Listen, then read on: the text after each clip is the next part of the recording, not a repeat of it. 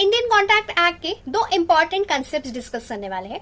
पहला है valid contract and दूसरा है वॉइड कॉन्ट्रैक्ट। तो चलिए स्टार्ट करते हैं, क्या है ये दो कंसेप्ट्स। स्टार्ट करते हैं वैलिड कॉन्ट्रैक्ट के साथ। तो सबसे पहले definition. Valid contract is a contract which fulfils all the conditions given under section 10 of the Indian contract act. तो कौन से है ये कंडीशंस?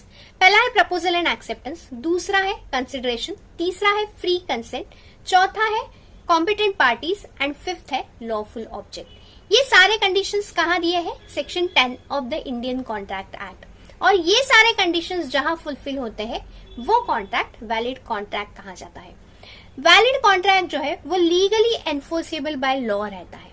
तो क्या है ये legally enforceable by law? Legally enforceable by law मतलब which is legally binding on the parties. मतलब कॉन्ट्रैक्ट के दो पार्टीज है, दोनों पार्टीज में से किसी भी एक पार्टी ने वो कॉन्ट्रैक्ट परफॉर्म करने से रिफ्यूज कर दिया तो you can go to the court of law. इसे बोला जाता है लीगली बाइंडिंग।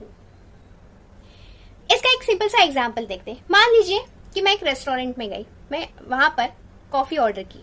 कॉफी जो है मुझे बहुत अच्छी लगी। उसमें जो इंग्रेडिएंट्स थे वो सारे परफेक्ट थे। मतलब उसमें शुगर, कॉफी, मिल्क, उनका जो प्रपोर्शन था एकदम परफेक्ट था। इवन टेम्परेचर भी एकदम परफेक्ट था।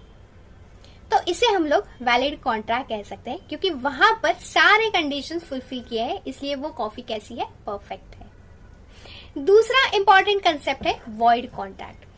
वॉइड कॉन्ट्रैक्ट मतलब ऐसा कॉन्ट्रैक्ट जो बनाया गया तब वैलिड था, लेकिन कुछ कंडीशन, कुछ सर्कमस्टेंसेस ऐसे बने जिससे उसे परफॉर्म करना इम्पॉसिबल हो गया, इसलिए वो वॉइड बना।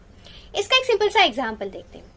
मान लीजिए कि ये है मिस्टर ए और ये है मिस्टर बी। दोनों के बीच में कॉन्ट्रैक्ट हुआ है कि मिस्टर ए की प्रॉपर्टी जो है वो मिस्टर बी परचेस करने वाले हैं 60 लाख में।